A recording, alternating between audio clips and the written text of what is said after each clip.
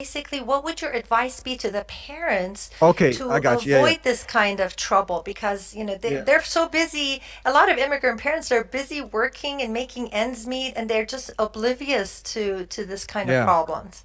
That's the issue. That's the thing about being, one of the wisdoms now that when I look back, the youth and my children, they can't run this by me. I know this stuff. So it's like then I look at back and I look at parents and I say, how naive can they be? And it's only because of their lack of experience in a certain area, and that's on the streets.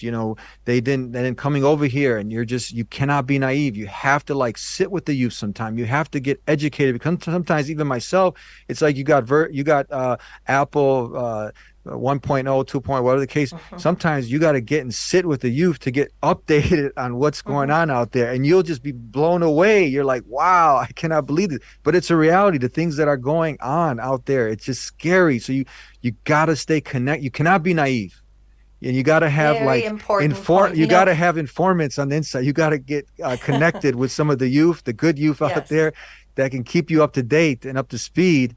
And so you can't be ignorant. You got to be up to date. You got to be connected with your children. You got to love them. You got to also be firm on things. And you have to. It's an art. It's an art. Anybody who can give you like the 10 magical spells, it doesn't. I'm still trying to figure the thing out, right? With all my experience, Right. it's an art. Some things work with one, not with the other. But the main thing is one. What I was thinking about is one. We have to check our relationship with Allah. We have to check because Hmm. the one who's going to help us through all these things is Allah subhanahu wa ta'ala. And then we can start to learn all the different techniques and ones whatnot. We talked about friendship. You can't just let your kids be out with anybody, with any Tom, Dick, or Larry. You cannot let your kids be in certain spheres of influence.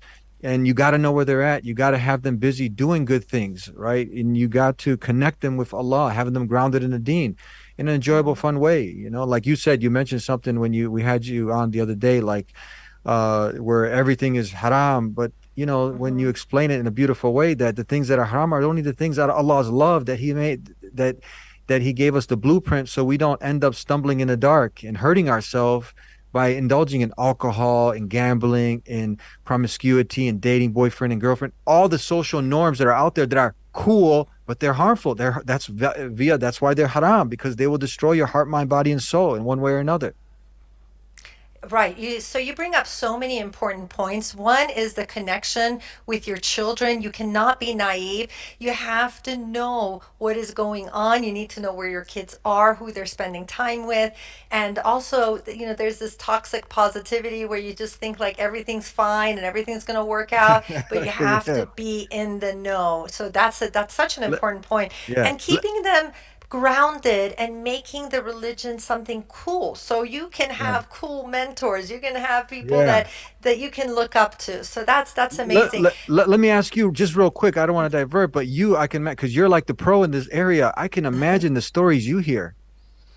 Oh yeah. Oh, you can't imagine. I mean, yes, from people leaving the dean, from secretly, a lot of the youth will tell me they have a secret second life. So they portray Subhanallah. themselves one way in front of the parents at the mosque, in front of the family, and then they have a totally different life It's that they scary. lead. Yeah. And they're struggling. They're struggling with their sexual identity. They're struggling with their dean. So, it's really scary. And for parents, they have to be informed. And that's why I wanted to ask you, because you had that gangster lifestyle. You experienced it, and you were quite successful at a very young age. So, what was your motivation back then?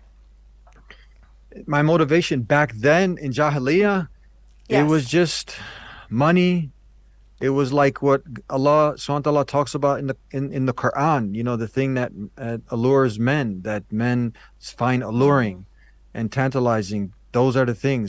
It's just so clear how Allah subhanahu wa ta'ala explained it in the Quran. And if you take me back to that, that's what I was chasing. Those are the kind of things. It was just one thing after another, but then you obtain a nice car, then you want to have the nice rims, then you have the nice companion with that, and then you just want more. It's never satisfying Never enough. fulfilling.